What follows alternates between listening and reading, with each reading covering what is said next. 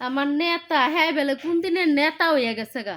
হ্যাঁ মিছিল গিয়া এই যে ধুক মুখ পাইয়া পরে মনে করেন আট পা অচল করে আইছে আর হ্যাঁ গুড়া গাড়াই গিয়া শিক্ষা বেড়া মানুষের ঘরের দুয়ারও যাইব থাল লইয়া কতক্ষণ পরে ঘরের ভিতরে চিল্লা পাল্লা লাগাইছি।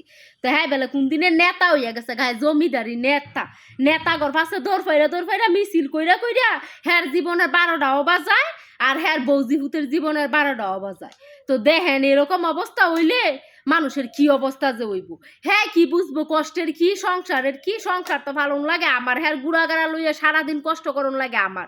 তো হ্যাঁ বুঝবো হ্যাঁ বেলা নেতা হইয়া গেছে গা, হ্যাঁ নেতাগিরি কইরা কইরা তো হ্যাঁ জীবনটার এই দশাও করতেছে আর হ্যাঁ গুড়াগাড়ার জীবনটার এই দশই করতেছে।